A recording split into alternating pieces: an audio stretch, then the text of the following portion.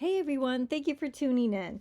We are at book 6 of our creative book club here, and we're going to journal the book from Kristin Hanna, The Nightingale. So, my friend just loves the way Kristin Hanna writes, so I was excited to see this book next up on the line. And I'm just going to read the back as you watch me journal there. Let's see, it says in the back, with courage, grace, and powerful insight, best-selling author Kristin Hanna captures the epic panorama of World War II and illuminates an intimate part of history seldom seen, the Women's War. The Nightingale tells the stories of two sisters separated by years and experience, by ideals, passion, and circumstance, each embarking on her own dangerous path towards survival, love, and freedom in German occupied, war torn France. A heartbreakingly beautiful novel that celebrates the resilience of the human spirit and the durability of women. It is a novel for everyone, a novel for a lifetime. It sounds inspiring, so I can't wait to read about it. So just going with my usual here, where I kind of copy the front cover, and I love the colors of this cover for the Nightingale. So I'm just using some watercolor. I kind of tore out a Eiffel Tower there out of a separate piece of paper because I love mixing textures, but since it doesn't really look like an Eiffel Tower, I'll kind of give it a little embellishment so you can tell a bit better that it is the indeed an Eiffel Tower in the back there. I hope that you're able to read all these books as we go along. Also, I know this one's a bit longer than some of the other stories, but it sounds really inspiring, and I can't wait to start reading it.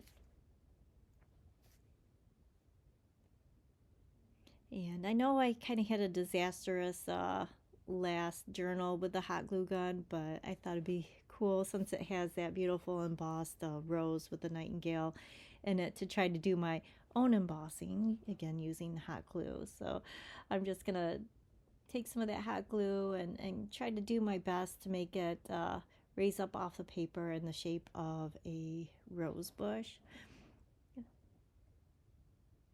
And I know they do make hot glue guns that are a bit thinner at the at the tip of it. I think that would gear itself a little bit more towards doing something like this. Um, but in the meantime, it's just kind of fun to play along with it. I remember when I was younger and hot glue guns first, kind of started coming out. Yeah, I'm that old. But I used to take the hot glue gun and just run strips of hot glue onto the counter and then peel them off and make bracelets. I always thought that was the coolest thing, to kind of make a 3D object out of the hot glue gun. So now that I have my glue down, I'm just going to follow through with some gold paint and highlight those areas there.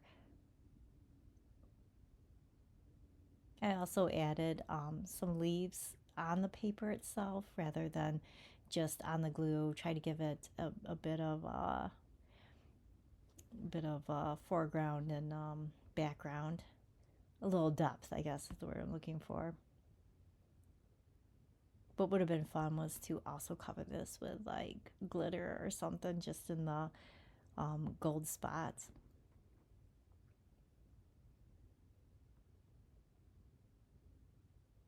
But you can always do your own thing. You don't necessarily have to do the cover of the book, just maybe what you think the book is going to be about, or just if it inspires you to do a different design, or just inspires you to do whatever. That's what's fun about these journals, and just putting your thoughts on paper and getting creative. So I'm going to go ahead and write the title down.